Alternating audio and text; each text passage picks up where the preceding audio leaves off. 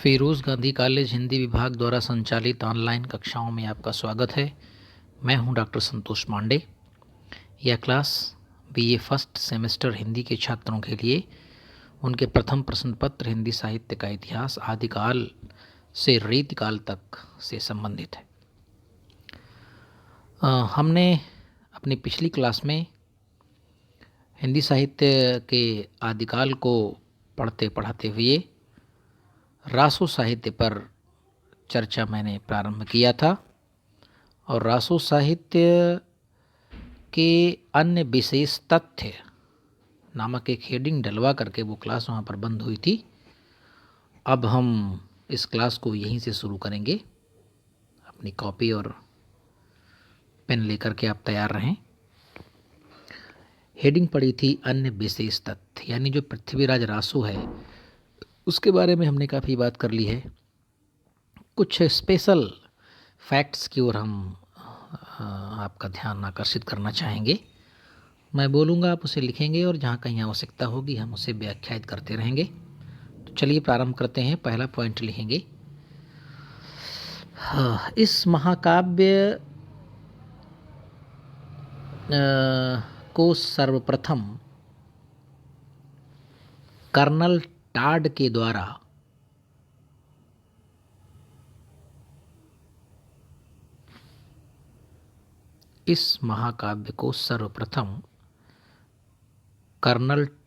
द्वारा colonel Tod के द्वारा रचित एक पुस्तक में जानकारी दी गई थी।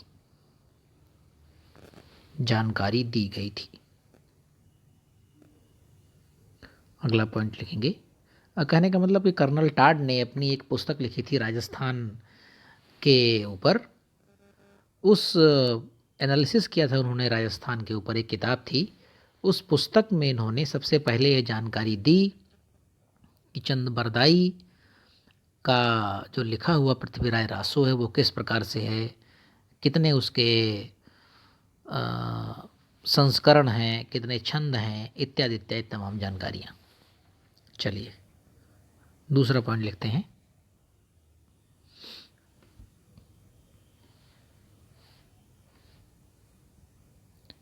आचार्य शुक्ल डॉक्टर नगेंद्र एवं हर प्रसाद शास्त्री के अनुसार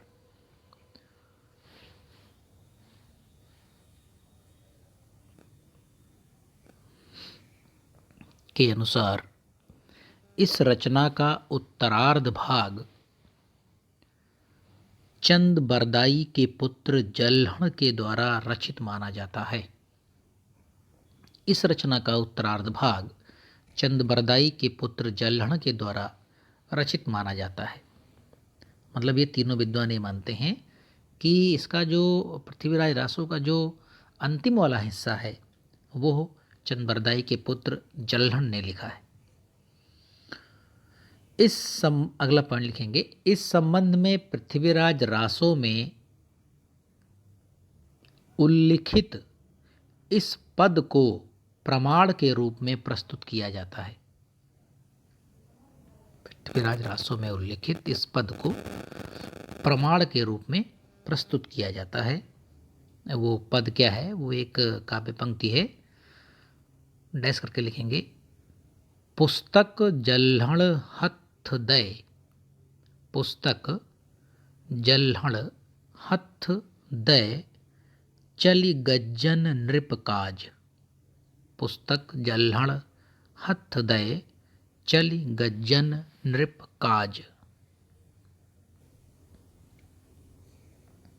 अगला पॉइंट लिखेंगे, आचार्य हजारी प्रसाद द्विवेदी ने इस रचना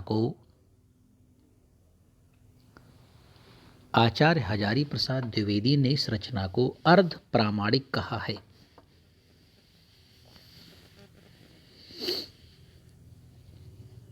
तथा वे इसे शुक सुकी संवाद के रूप में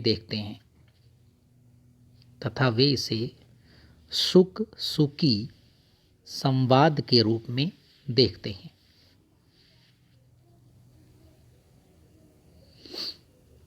डॉक्टर नगेंद्र ने इस रचना को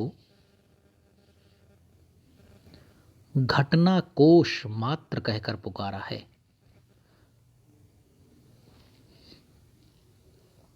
डॉक्टर नगेंद्र ने इस रचना को घटना कोश मात्र कहकर पुकारा है कि ये घटनाओं का एक लेखा जोखा है, घटनाओं को इकट्ठा किया गया है। अगला पॉइंट लिखेंगे, बाबू गुलाब राय ने इस रचना को स्वाभाविक विकासशील महाकाव्य कहा है। बाबू गुलाब राय ने इस रचना को स्वाभाविक विकासशील महाकाव्य कहा है। नेक्स्ट, श्याम सुंदर दास एवं उदय नारायण तिवारी ने इस रचना को श्याम सुंदर दास एवं उदय नारायण तिवारी ने इस रचना को विशाल वीर काव्य कहकर पुकारा है। विशाल वीर काव्य कहकर पुकारा है।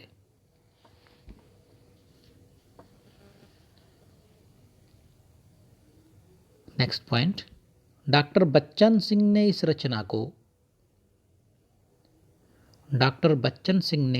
को राजनीति की महाकाव्यात्मक त्रासदी कहकर पुकारा है। राजनीति की महाकाव्यात्मक त्रासदी कहकर पुकारा है।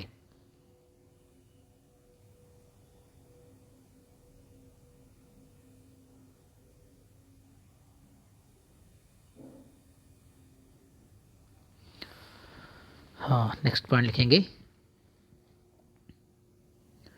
पृथ्वीराज रासो के संबंध में तमाम विद्वानों का यह तर्क है कि ये प्रामाणिक है। कुछ विद्वान कहते हैं यह अप्रामाणिक है, कुछ विद्वान कहते हैं यह अर्ध प्रामाणिक है। तो हम यहाँ पर ये देखने वाले हैं कि वो कौन से विद्वान हैं जो इसे प्रामाणिक मानते हैं और वे कौन से विद्वान हैं जो इसे अप्रामाणिक मानते हैं या अर्ध प्रामाणिक मानते हैं। तो सबसे पहले हम लिखेंगे, इस रचना की प्रामाणिकता के संबंध में जिन विद्वानों ने अपनी राय दी है।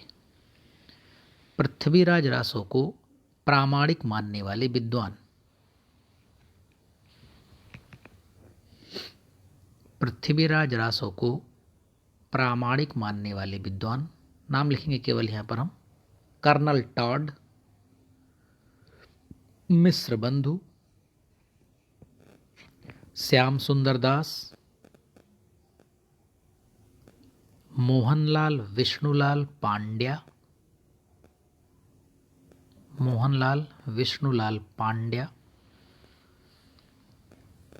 डॉक्टर दशरथ शर्मा, अयोध्या सिंह उपाध्याय हरिऔध।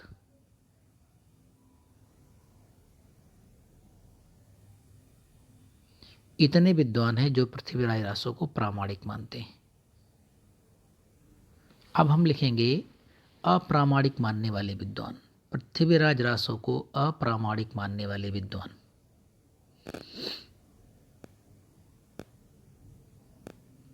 डॉक्टर वूलर, वा में बड़े वो की पाई, ल और र, डॉक्टर वूलर। आचार्य रामचंद्र शुक्ल,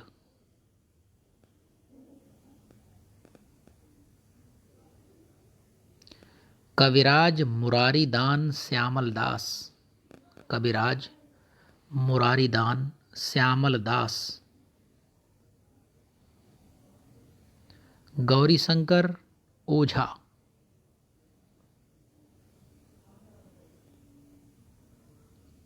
मुंशी देवी प्रसाद। इतने विद्वान हैं जो इस रासो ग्रंथ को यानी पृथ्वीराज रासो को अप्रामाणिक घोषित करते हैं। अब कुछ विद्वान इसे कहते हैं कि इसका कुछ हिस्सा प्रामाणिक है और कुछ हिस्सा अप्रामाणिक है यानी अर्ध प्रामाणिक है। तो हम लिखेंगे पृथ्वीराज रासो को अर्ध प्रामाणिक मानने वाले विद्वान,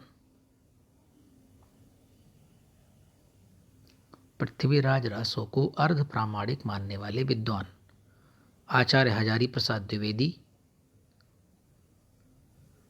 डॉक्टर सुनीति कुमार चटर्जी, मुनि जिन विजय आदि।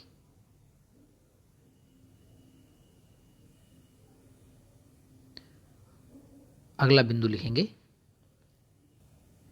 इस रचना की हस्तलिखित पांडुलिपियों के 4 संस्करण प्राप्त होते हैं। इस रचना की हस्तलिखित पांडुलिपियों के 4 संस्करण प्राप्त होते हैं। संस्करण क्या होता है, मैंने ऑफलाइन क्लास में इस संबंध में बहुत विस्तार से बात कर चुका हूँ। 4 संस्करण प्राप्त होते हैं। अब इन चारों संस्करणों के बारे में हम थोड़ी थोड़ी बातें करेंगे। नंबर 1, बृहद रूपांतरण, यानी जो सबसे बड़ा संस्करण है इसका, बृहद रूपांतरण। इसके आगे लिखेंगे, इसमें 16,306 पद हैं। मतलब ये जो संस्करण है इसका, ये काफ़ी बड़ा है। इसमें 16,306 पद हैं तथा इसमें 69 समय हैं, 69 समय। इसकी चर्चा मैंने पिछली क्लास में की है। समय अर्थात खंड या सर्ग या अध्याय। इसका नेक्स्ट पॉइंट लिखेंगे कि इसका संपादन नागरी प्रचारणी सभा काशी के द्वारा करवाया गया था। इसका संपादन नागरी प्रचारणी सभा काशी के द्वारा करवाया गया था।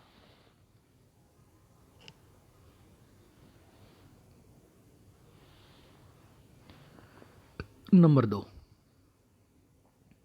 मध्यम रूपांतरण। इसमें कुल 7,000 पद हैं, 7,000।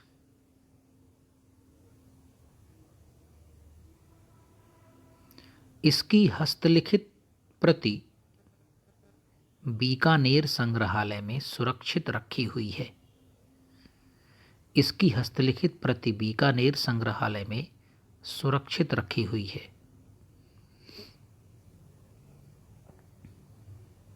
नंबर 3, लघु रूपांतरण।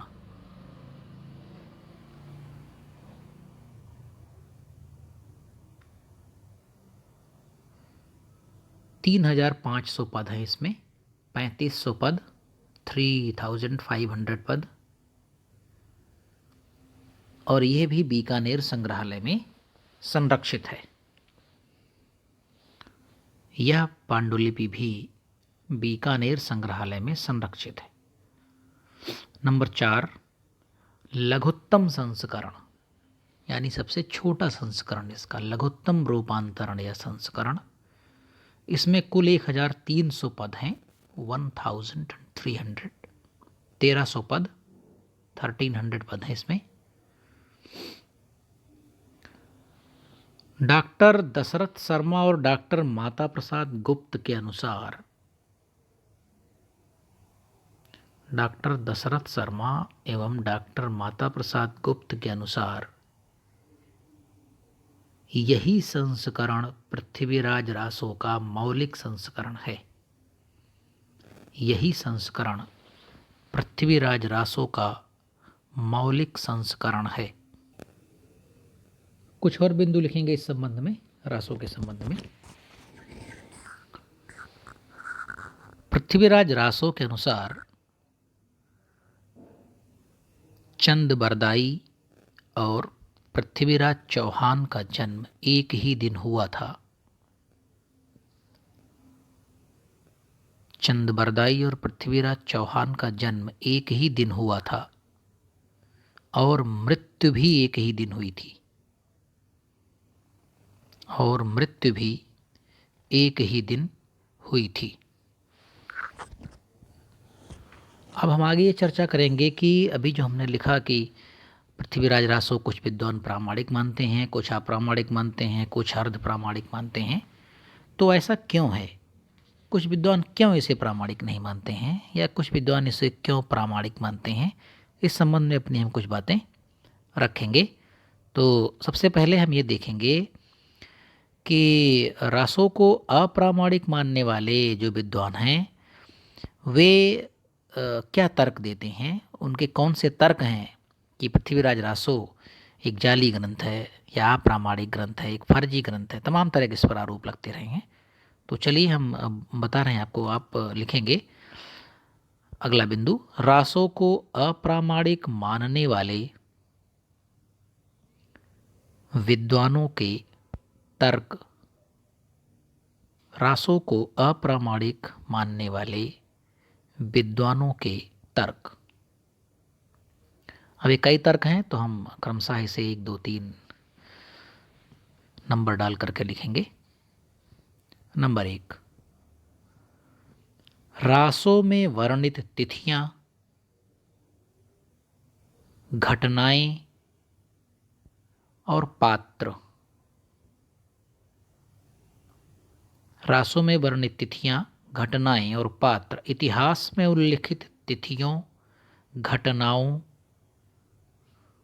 और पात्रों से मेल नहीं खाते। कहने का मतलब ये है कि पृथ्वीराज रासों में जिन डेट्स का उल्लेख किया गया है, जो दिनांक, तिथि, दिन, घटनाएं, उसमें जो कैरेक्टर्स हैं, उसके जो पात्र हैं, जो चरित्र हैं, इन सब को जब हम इतिहास की कसौटी पर कसते हैं तो वे खरे नहीं उतरते हैं। यानी इतिहास में कुछ और लिखा हुआ है और रासों में कुछ और लिखा हुआ है। इतिहास में कोई और तिथि दी हुई है उस संबंध में, तो रासों में उस संबंध में कोई और तिथि दी हुई है। इतिहास में कोई और घटना है लेकिन रासों में, पृथ्वीराज रासों में कोई और घटना है। तो पहला तर्क ये है। दूसरा तर्क, रासों में पृथ्वीराज को अग्निवंशी बताया गया है। पृथ्वीराज रासों में पृथ्वीराज को अग्निवंशी बताया गया है, जबकि इतिहास के अनुसार वे सूर्यवंशी थे। रासों में पृथ्वीराज को अग्निवंशी बताया गया है जबकि इतिहास के अनुसार वे सूर्यवंशी थे। नंबर 3, संयोगिता स्वयंवर वाली घटना इतिहास सम्मत नहीं है। संयोगिता स्वयंवर वाली घटना इतिहास सम्मत नहीं है। कहने का मतलब ये हुआ कि चंद्रबरदाई ने जो पृथ्वीराज चौहान और संयोगिता के स्वयंवर की घटना का उल्लेख किया है, इतिहास में इस तरह की किसी घटना का कोई प्रामाणिक जिक्र हमें प्राप्त नहीं होता है। नंबर 4, रासों में पृथ्वीराज की मां का नाम कमला बताया गया है। यानी पृथ्वीराज की मां का नाम क्या था? कमला। किसके अनुसार? पृथ्वीराज रासों के अनुसार। जबकि इतिहास में उनका नाम कर्पूर देवी था। जबकि इतिहास के अनुसार उनका नाम कर्पूर देवी था।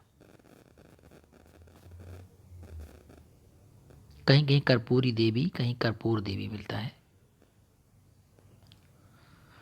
नंबर 5, रासों में पृथ्वीराज के 14 विवाहों का वर्णन है।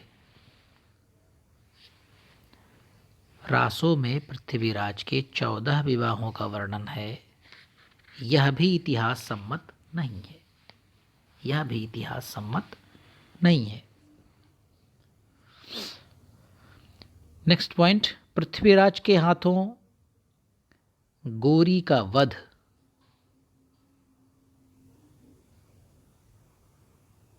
यह घटना भी इतिहास सम्मत नहीं है।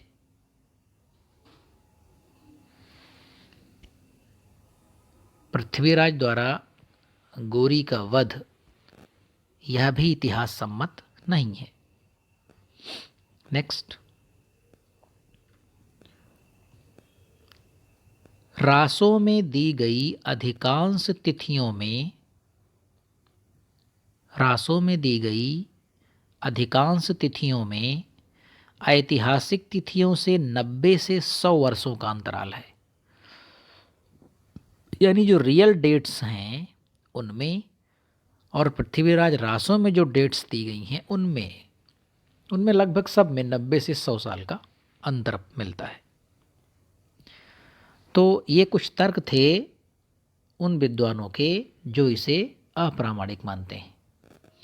अब हम उन विद्वानों के तर्क लेंगे जो इसे प्रामाणिक मानते हैं। तो हम लिखेंगे, एक हेडिंग टाइप की डाल देंगे हम, रासो को प्रामाणिक मानने वाले विद्वानों के तर्क। पृथ्वीराज रासो को प्रामाणिक मानने वाले विद्वानों के तर्क।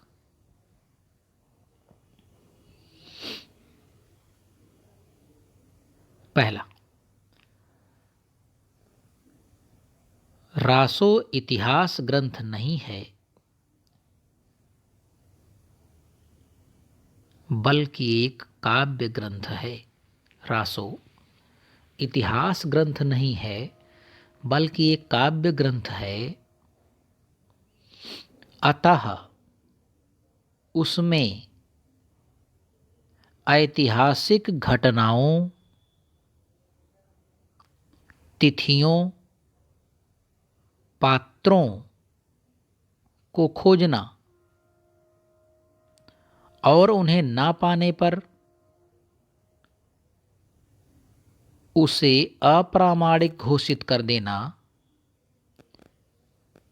और उसे ना पाने पर अप्रामाणिक घोषित कर देना उचित नहीं है। कहने का मतलब ये हुआ, ये तर्क दे रहे हैं कि भाई देखिए, आप इतिहास की तरह इसे क्यों देख रहे हैं। पृथ्वीराज रासो कोई इतिहास ग्रंथ नहीं है। पृथ्वीराज रासो एक काव्य ग्रंथ है, और काव्य लिखते समय इतिहास, अगर वो इतिहास ही लिखना होता तो काव्य क्यों लिखता, इतिहास की किताब लिखता। तो सीधे सीधे इतिहास के कुछ तथ्यों को ना पाना, कुछ घटनाओं को ना पाना या कुछ पात्रों को ना पाना और इस आधार पर कह देना कि ये जो काव्य ग्रंथ है ये अप्रामाणिक है, ये ठीक नहीं है। दूसरा, डॉक्टर दशरथ शर्मा के अनुसार, डॉक्टर दशरथ शर्मा के अनुसार, अभी पीछे हमने इनका नाम लिया, डॉक्टर दशरथ शर्मा के अनुसार रासो के लघुत्तम संस्करण में इतिहास संबंधी शुद्धियां नहीं हैं। जो भी मैंने पीछे लिखवाया आपको कि डॉक्टर दशरथ शर्मा इसका जो लघुत्तम संस्करण है जिसमें 1300 पद हैं उसे ये प्रामाणिक मानते हैं और कहते हैं यही मूल पृथ्वीराज रासो है। उस चौथे और अंतिम और लघुत्तम संस्करण में जिसमें 1300 पद हैं, दशरथ शर्मा जी कहते हैं कि उसमें इतिहास संबंधी अशुद्धियाँ नहीं हैं। यानी इतिहास में जो घटनाएं, जो पात्र, जो तिथियां हैं, वे उस संस्करण में दी हुई तिथियां, पात्र और घटनाओं से मेल खाते हैं, यानी इतिहास सम्मत है। नंबर 3, रासो की तिथियों में 90 से 100 वर्षों का जो अंतर है, जिसे अप्रामाणिक मानने वाले विद्वानों ने तर्क देकर के बताया है, रासों की तिथियों में 90 से 100 वर्षों का जो अंतर है, उसे ठीक करने के लिए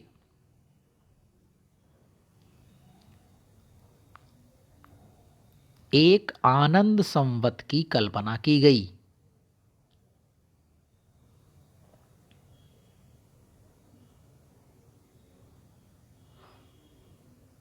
एक आनंद संवत की कल्पना की गई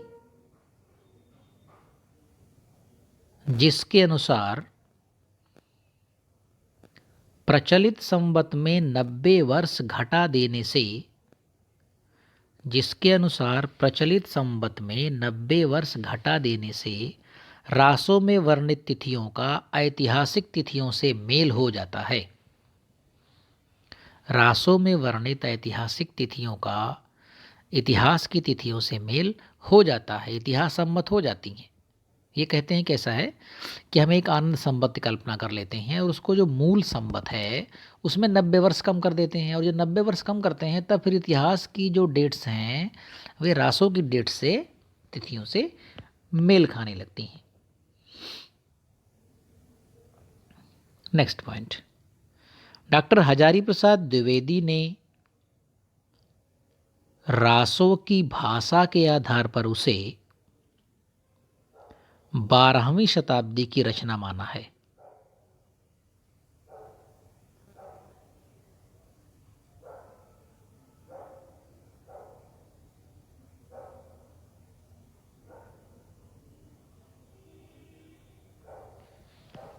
नेक्स्ट पॉइंट, अगला पॉइंट लिखेंगे, पृथ्वीराज के समय तक मुसलमानों की भाषा के बहुत से शब्द, पृथ्वीराज के समय तक मुसलमानों की भाषा के बहुत से शब्द हिंदुस्तान की भाषा में समाविष्ट हो गए थे।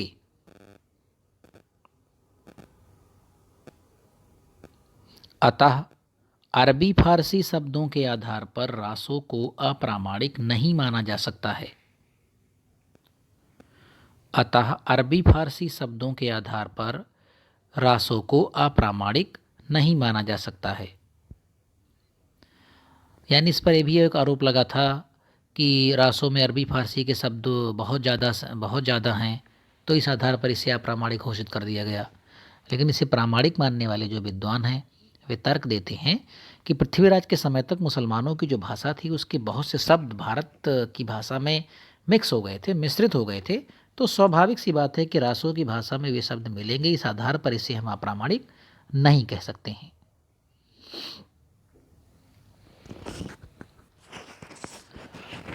अब इस संबंध में, रासो के संबंध में एक और तथ्य हम लिखेंगे, एक कथन लिखेंगे डॉक्टर हजारी प्रसाद द्विवेदी का अगले बिंदु के रूप में। डॉक्टर हजारी प्रसाद द्विवेदी ने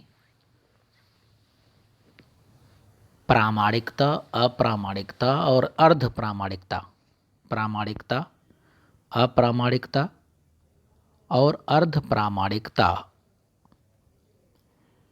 तीनों पक्षों पर गंभीरता से विचारोपरांत, तीनों पक्षों पर गंभीरता से विचारोपरांत करके यह निष्कर्ष निकाला कि, डैश करके नोट के अंदर लिखेंगे, पृथ्वीराज रासो एकदम जाली पुस्तक नहीं है। पृथ्वीराज रासो एकदम जाली पुस्तक नहीं है। उसमें बहुत अधिक प्रक्षेप होने से, उसमें बहुत अधिक प्रक्षेप होने से उसका रूप विकृत जरूर हो गया है।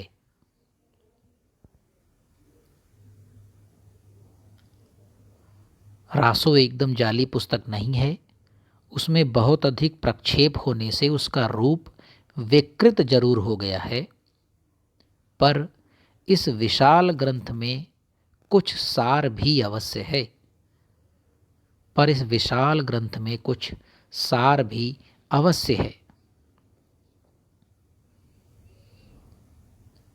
इसका मूल रूप,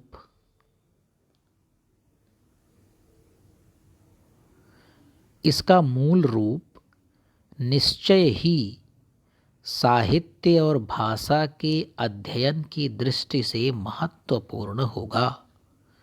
इसका मूल रूप निश्चय ही साहित्य और भाषा के अध्ययन की दृष्टि से महत्वपूर्ण होगा।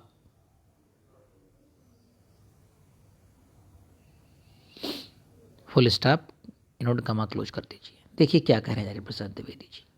ये कहते हैं भाई देखो ऐसा है, ये बड़ा गंभीर विवेचन करने के बाद ये अपनी बात कहते हैं। ये कहते हैं देखिए एकदम जाली पुस्तक तो नहीं है, इसीलिए अर्ध प्रामाणिक मानते हैं, यानी कुछ हिस्सा प्रामाणिक है और कुछ हिस्सा गैर प्रामाणिक है, अप्रामाणिक है। तो वे एकदम साफ साफ कहते हैं कि जो लोग कहते हैं एकदम जाली पुस्तक है, ये फर्जी ग्रंथ है, तो ऐसा बिल्कुल नहीं है, ये जाली पुस्तक नहीं है। हाँ, इसमें जो गड़बड़ियाँ हुई वो क्या कहते हैं कि इसमें बहुत अधिक प्रक्षेप हो गया है। प्रक्षेप से तात्पर्य ये है कि जैसे मान लीजिए चंद वरदाई ने ये ग्रंथ लिखा और फिर उनके चले जाने के बाद अन्य तमाम पढ़े लिखे लोग उस दौरान रहे होंगे जो इस तरह की कविताएं बना लेते थे, छप्पा छंद बना लेते थे, दोहा छंद बना लेते थे, पद्धरी छंद बना लेते थे, नाराज छंद बना लेते थे, त्रोटक बना लेते थे। तो उन्होंने इसके बीच बीच में अपने रचे हुए कुछ छंदों को डाल दिया। अब ये कौन लोग थे, क्यों डाल दिया, यह सब ठीक ठीक से ज्ञात नहीं है, लेकिन इसी को कहते हैं प्रक्षेप या छेपक। किसी मूल रचना में किसी दूसरे व्यक्ति द्वारा कुछ अपने रचना को बीच में डाल देना, इसको कहते हैं प्रक्षेप या छेपक। तो द्विवेदी जी ये स्वीकार करते हैं जो छेपक है, जो प्रक्षेप हो गया है इसमें, उससे इसका स्वरूप जो है वो थोड़ा बिगड़ जरूर गया है, लेकिन ये पूरी तरह से जाली ग्रंथ नहीं है। ये बहुत विशाल ग्रंथ है और इसमें कुछ न कुछ तो असली और सत्य जरूर है। अब हम अगली कक्षा में पृथ्वीराज रासो में इतिहास और कल्पना का समन्वय विषय पर बात करेंगे और ये देखेंगे कि इसकी कथा कैसी है, इसमें रसों का किस प्रकार से वर्णन हुआ है और हम इसके कुछ उदाहरण लेंगे। इसकी भाषा शैली, इसकी काव्य सौंदर्य पर कुछ चर्चा करेंगे। लेकिन अपनी अगली क्लास में आप इस क्लास को पढ़ें, सुने, डाउनलोड करें, पढ़ें, लिखें, सुने, इसका नोट्स बनाएं और किसी भी प्रकार का कोई कन्फ्यूजन होता है तो आप हमसे संपर्क कर सकते हैं मेरे मोबाइल नंबर पर।